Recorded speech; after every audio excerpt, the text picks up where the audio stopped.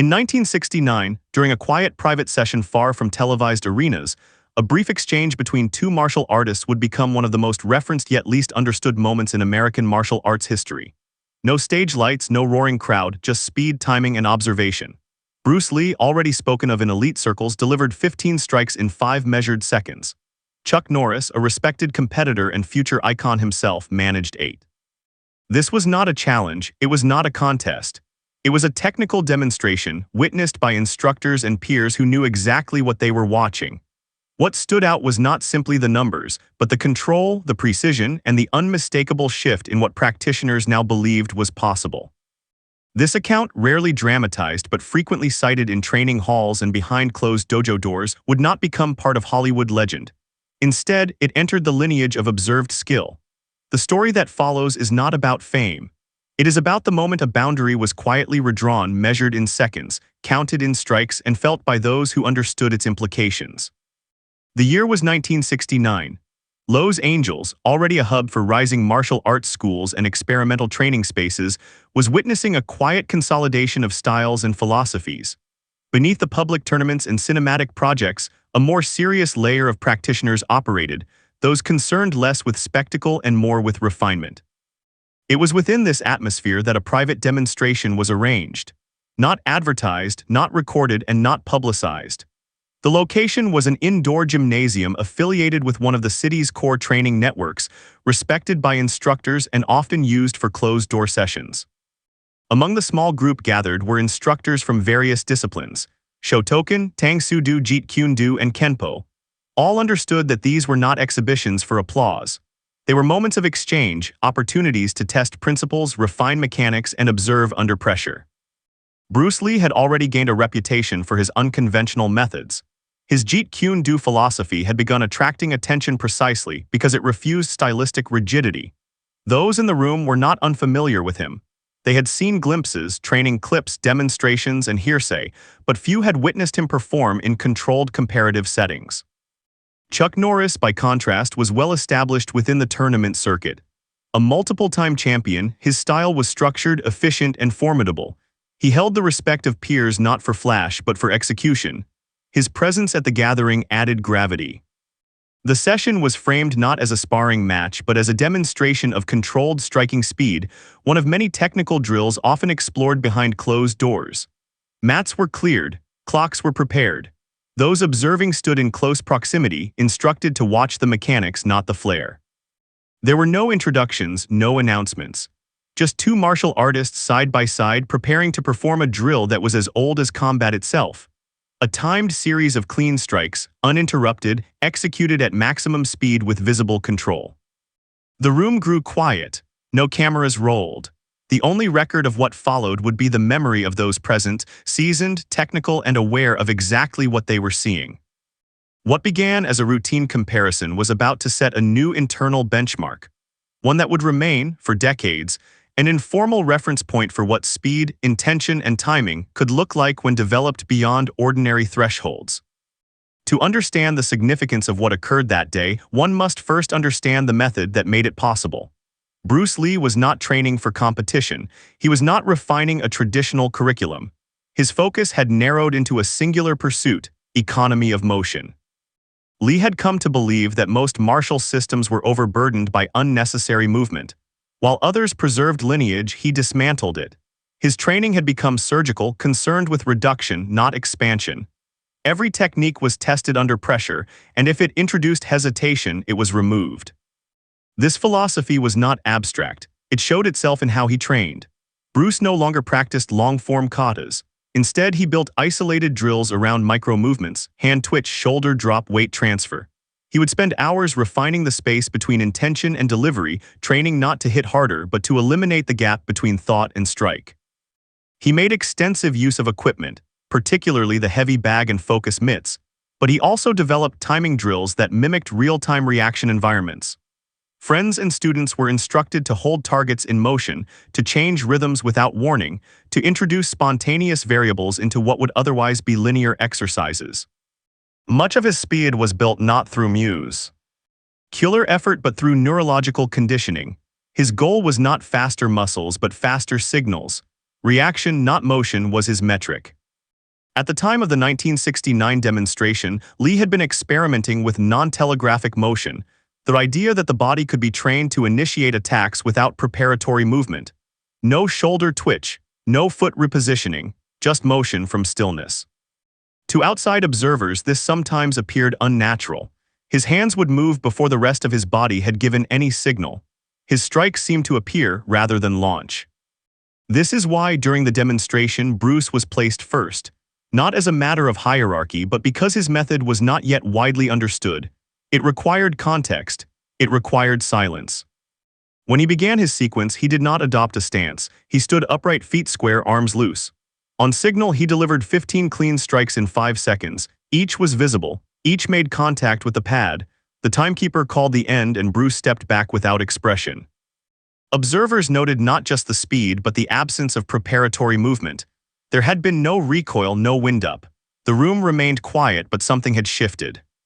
His method had not been explained in advance. It had been demonstrated. And for those who had trained their entire lives to reduce motion, the implications were immediate. It wasn't just fast, it was something else.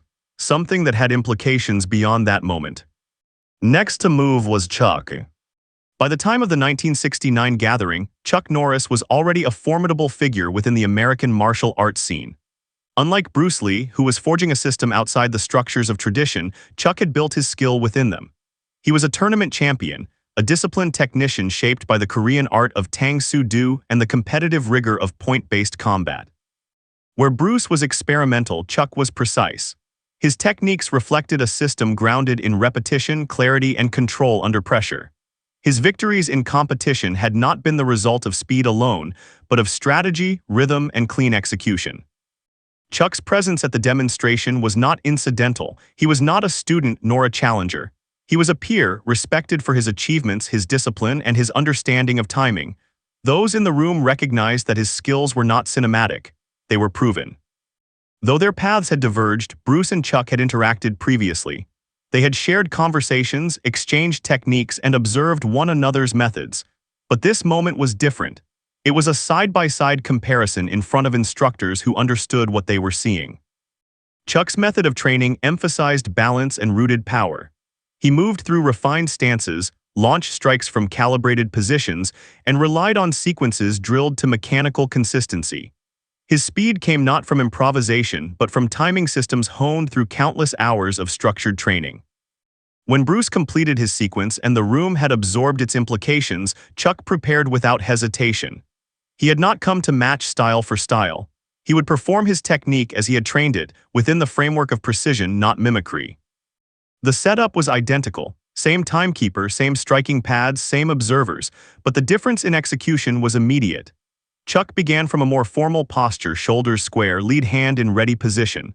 On signal, he launched a series of rapid straight punches, each one crisp, centered, and identical in motion. 8 punches in 5 seconds, each landed cleanly, each was measured. What observers noted, however, was not the difference in speed. It was the difference in delivery. Chuck's strikes carried weight, intent, and structure.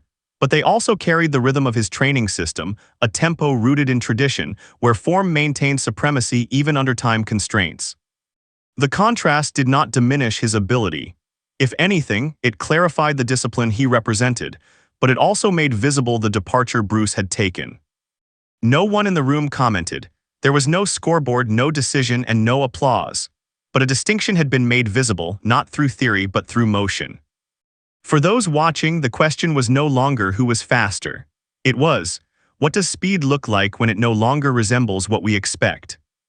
Chuck had demonstrated his method flawlessly, and in doing so, he had helped reveal something else, something that now lingered in the room, unspoken but unmistakable. The demonstration was complete. What followed was not analysis but silence. That silence would become its own kind of record. The nature of the demonstration had been made clear from the outset. It was not a match. There would be no exchange of strikes, no offense and defense. It was a controlled technical display, a drill measured by time and precision, not power or aggression. I'll tell you later. Focus was on hand speed, not as a party trick but as a measure of neuromuscular efficiency. Instructors often use such drills to assess timing, recoil management, and strike placement, Within serious circles, it was not a showcase, it was a tool. The timekeeper stood to the side with a stopwatch. A second assistant held the pad, a dense striking surface designed to register contact without absorption. The rules were simple: 5 seconds, maximum clean strikes, no partials, no wild motion. Bruce was invited to begin. He did not warm up, he did not stretch or shadowbox. He approached the line and stood naturally, his arms down, spine relaxed, gaze forward. There was no formal stance, no guard, just stillness. Observers later described it as unnatural, not because it was theatrical, but because it was unfamiliar. In most systems, preparation precedes action. Bruce seemed to reverse this principle. On signal, he moved. What followed was not a blur but a sequence. The human eye could follow each strike, though just barely. His hands fired from rest, recoiled with minimal drag, and reloaded without telegraphing. 15 distinct punches, evenly spaced, with the final strike landing just as the 5-second mark was called. There was no wasted energy, no over-rotation, no foot adjustment. The motion originated from the torso, through the shoulders into the hands, and returned without pause. The strikes were not powerful in the conventional sense, but they carried impact, enough to cause the pad to lift slightly with each contact. When it ended, Bruce stepped back without flourish. He returned to stillness. There were no words spoken. The observers had seen what they needed to see. Most were instructors themselves, men accustomed to measuring performance not in spectacle but in repeatable mechanics. One noted in a later conversation that Bruce had reduced the concept of striking to its barest efficient form. It was not fast punching. It was compression. Intent and motion had been placed so close together that they were indistinguishable. Chuck was already stepping forward. He had observed the entire sequence from just a few feet away. His expression did not change. He understood what had been demonstrated. He would now demonstrate his own method, not in response but in parallel. The stopwatch was reset, the pad holder repositioned, the observers remained silent. The second half of the demonstration was about to begin. And although the rules were the same, the style would not be. Chuck Norris stepped forward without hesitation. His demeanor, as always, was composed, measured not by the crowd around him but by the internal discipline that had defined his career. The demonstration he was about to perform was not a contest, and he did not treat it as one.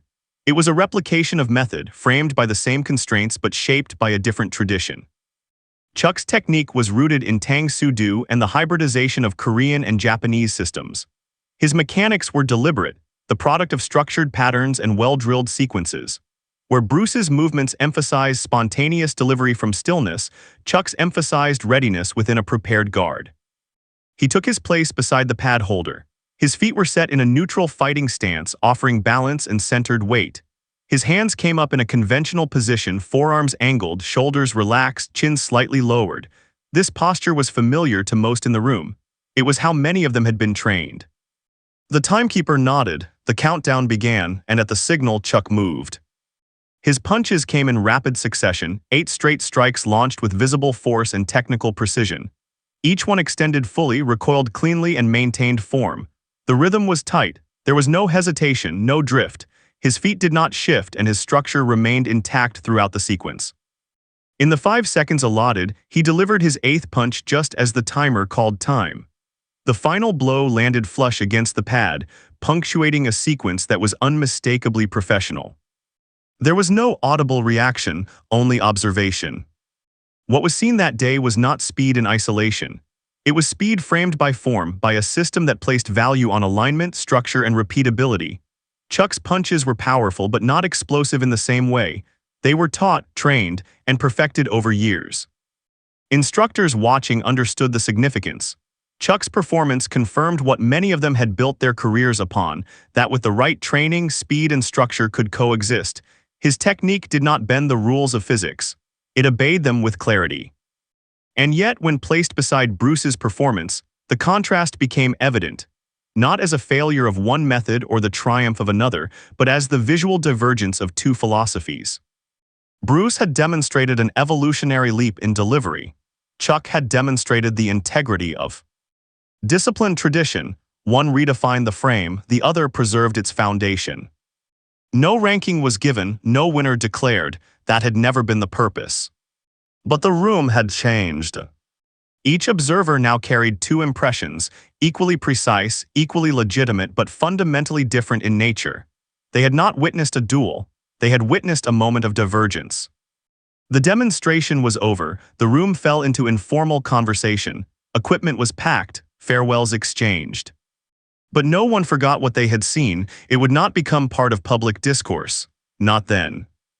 It would be spoken of later, in training halls, in instructor conferences, and in the quiet margins of lineage. The punches had ended, but the interpretation had only begun.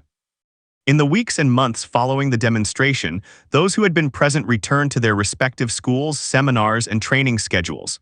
There were no formal publications, no interviews, no footage to circulate. The demonstration had not been recorded, only observed. Yet it endured. The instructors who witnessed the event did not speak of it casually. The account passed slowly, from teacher to student, and from seminar to private correspondence. It was rarely told in full. Instead, it appeared in fragments, usually during discussions of timing or when illustrating the limits of human delivery systems under pressure. One such account surfaced years later in an instructor's workshop in Oregon.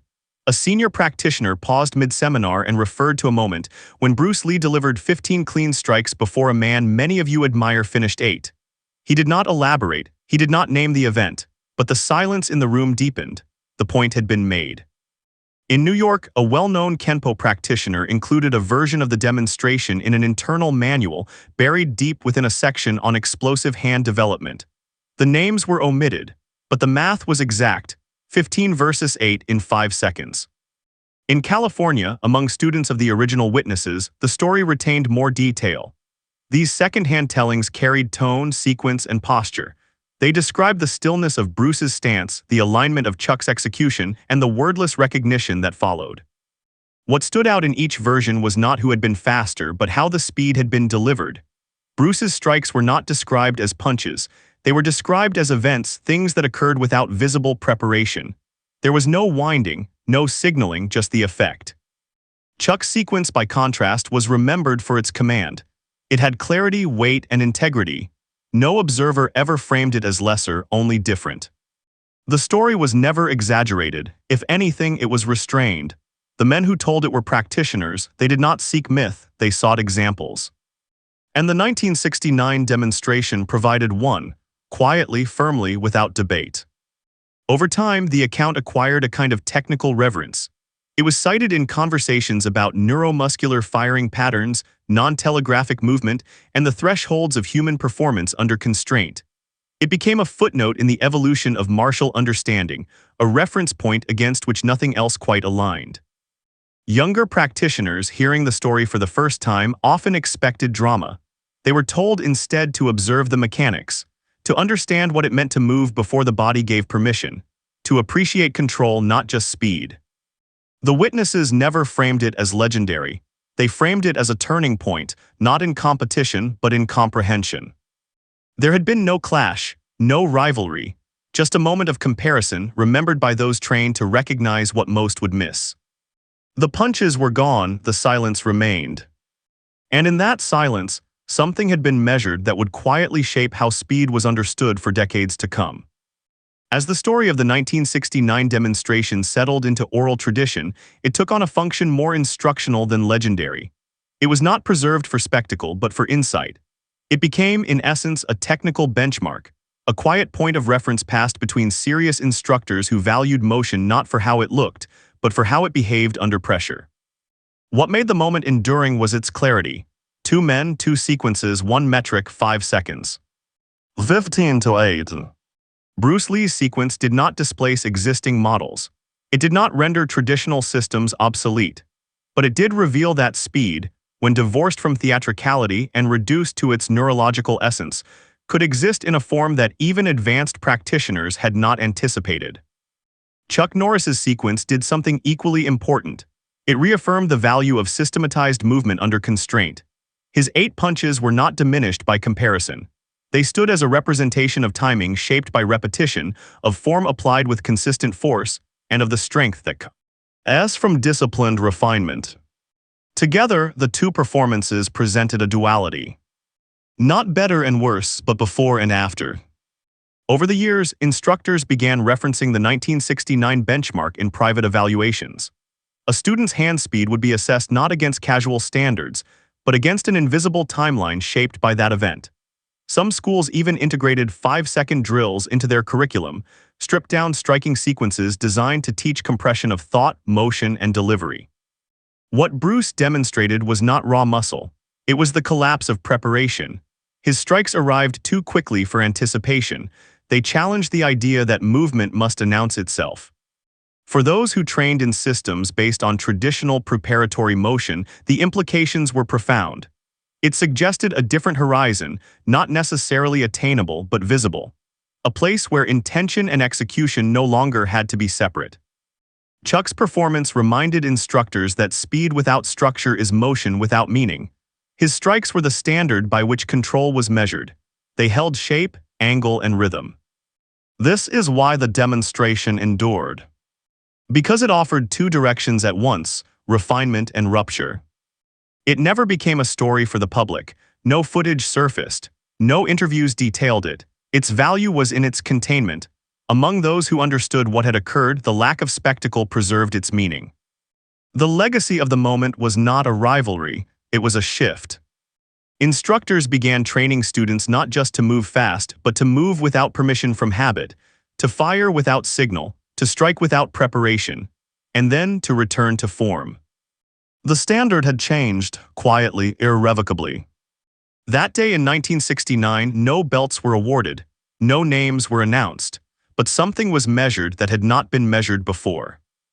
A line was drawn in motion, one that continues to be traced in silence across gyms, schools, and generations of practice. Not for show, for precision.